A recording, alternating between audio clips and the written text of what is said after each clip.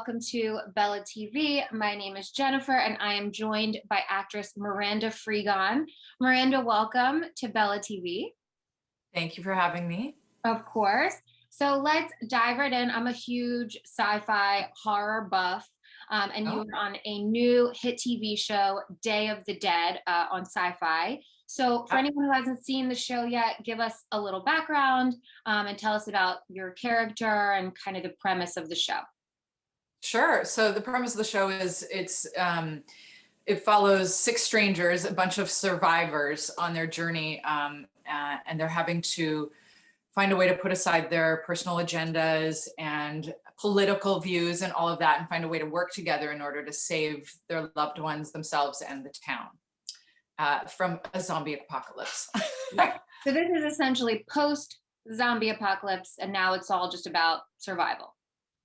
Yeah, and it all happens, the whole series happens over the course of 24 hours. Oh, wow. Okay. So tell us about your character a little bit, and kind of how you got prepared to do. I mean, I love anything zombie related, but was there training you had to do or special, classes, or like, what was it like getting into the role of like a horror sci-fi show? Yeah, so I've done a lot of sci-fi, and I typically play a lot of these types of characters. I'm usually like the antagonist or the villain with a heart. Like I usually play those darker types of characters. I love to play them. I love playing not the straight guy. So this role, I played Mayor Paula Bowman, and she's like this hardcore right-wing, gun-loving mayor who sort of got lost in the power and the money. And throughout the course of this 24 hours, she's forced to see how her political views and how her actions have affected the life of her son, her husband, and the world around her. And so she goes through this sort of awakening into remembering who she really is, or who she was before all of this started. And she's got a bit of a dark history, which we don't really hear about in the first season. But we find out that there's something underneath all the darkness. Anyway, yeah, so that's basically the character. When I got the audition, I was like, I loved it. The writing was so good, and she was just so dark and edgy and broken, and I was so interested, and funny. Like she was also had this wittiness to her, and I was just very interested in the underlying, like what was underneath the brokenness on the page, of the words on the page. So I got to explore that a little more with our producers and writers, Jed and Scott. And I was really drawn to her. As far as preparing for it, I think I really just wanted to get the writing in my bones. And for me, it was more of like a psychological preparation, because I usually have a gun, and I've done a lot of gun training. So usually everything that I do, I play cops and police chiefs. So I'm familiar with guns, but I don't like them in real life, though, I'll be honest. But yeah, it was more just like preparing psychologically, like what was underneath all of this. Because I think all dark characters have some sort of brokenness or insecurity or anger or sadness or emptiness that's running in the background. And so it was really just discovering what all of that was driving her. That's great. And you mentioned, your previous roles and how you get, similar kind of roles in each thing that you do. But I mean, you've been on huge hits, Charmed, Ugly Betty, Heartland, like huge name television shows. Do you have a favorite so far, or a favorite experience? I'd say like Paula's actually, and I'm not just saying this, that was one of my more favorite characters to play. Ugly Betty's definitely up there. I had a lot of fun doing that show, and the people that were on the show, and just getting to play that type of silly character. I really love doing comedy, actually. So it was fun playing Paula because there was that comedy aspect, despite that it was, a more dramatic type show on SyFy. We had that comedy element to it. But Ugly Betty was really fun too. I also did a New Adventures of Old Christine with Julia Louis-Dreyfus, and got to work with Andy Ackerman, who directed Seinfeld. So that was such an experience too, to be able to do a comedy and do it live. Yeah. So, like, up there with my favorites. Very cool. So before you got into acting, you were in ballet. We actually just featured Misty Copeland on our last cover, so we're all things ballet right now here at Bella. Yeah. Um, Yeah. but with your, ballet background, you're also very forward speaking about body positivity and women's empowerment. So tell us a little bit about that. Did the women's empowerment and body positivity journey stem through the ballet and kind of the things that you had to go through, whether it was with training or getting your own body in shape or things that you struggled with? And what are you doing now as far as speaking out about it and, raising awareness around body positivity?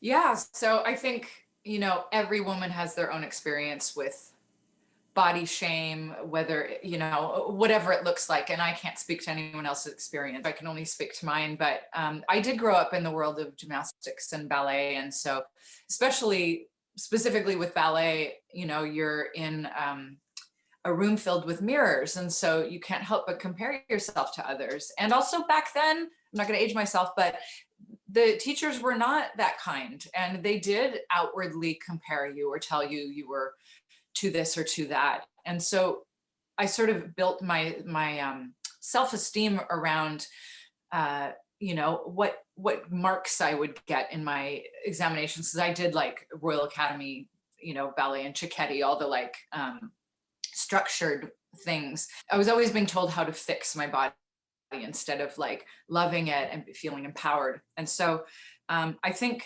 now, even as a mother, having given birth, to be able to be proud of my body and to work on it. We're all at different stages, and to be an acceptance of wherever that is, whether I have a little extra weight on because post baby, and loving that because I just did this incredible thing, my body just did this incredible thing, or whether it's, being too skinny because I only eating snacks out of my daughter's car seat, and those are my meals for the day. So, but piggybacking on the whole having a baby thing, I think what I'm speaking out about is my own experience with Infertility. feeling shame about my body not doing the thing it's literally designed to do, which is have a baby. And That was going to be my next question. I know you had a struggle with infertility, and that is something that you are very passionate about now. Luckily, it looks like it worked out, and you have obviously a child. Sounds adorable. yeah, Didn't get to see her, yeah, but congratulations. So thank what you. was, that what inspired you now to start speaking out about that journey? Because I know a lot of people struggle with it and not a lot of people talk about it. And it is something that's hard to, say out loud, and people, struggle with it in different ways. So, what kind of inspired you to say, you know what, I need to talk about this, and there's other women in my shoes, and here's what I'm going to do. Yeah. So I think when we first started trying to get pregnant, I would hear all these stories about women that were struggling, and I thought that won't be me. It's going to happen right away. I'm in shape. I work out. I'm healthy. I take care of my body. I do all the right things. And then a year and a half later, it's still not happening. And 2 miscarriages later, I'm the shame about my body and the feeling like I had done something wrong or that I was undeserving, was really hard and really lonely. And then I would hear friends that would just like get pregnant on their first try, first and second baby. And I kept thinking, like, how is this fair? Or women that didn't even want their babies were getting pregnant.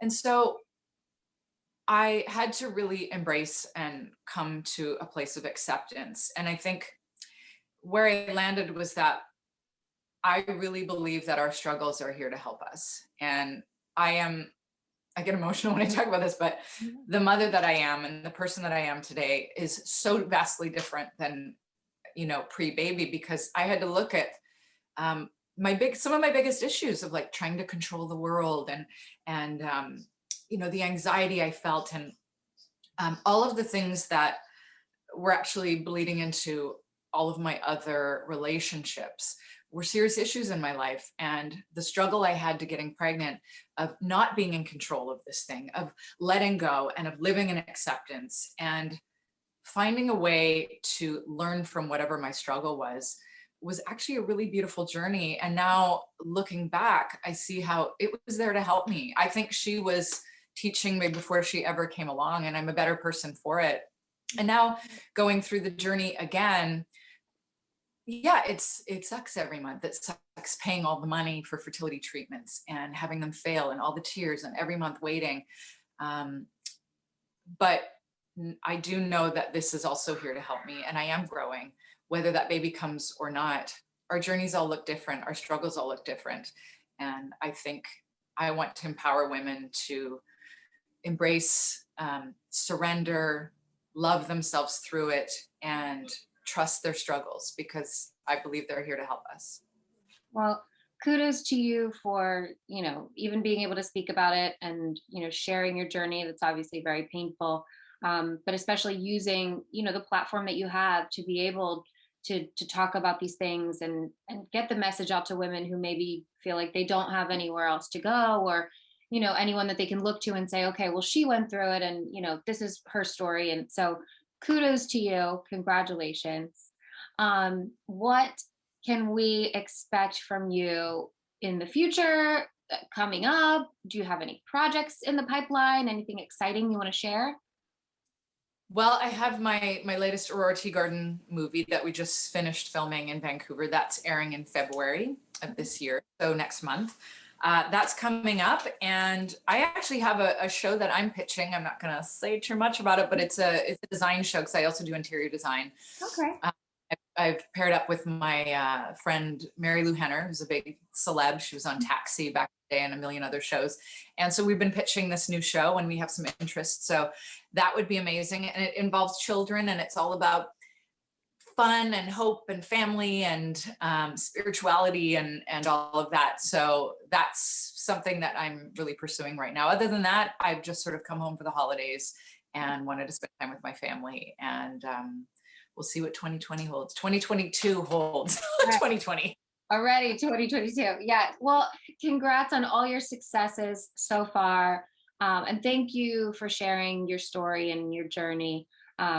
It's been great getting to know you, and I can't wait to see more of you. Thank you. Me too. I Yeah. mean, not me too, but like, yes, get me out there more. Yes. No.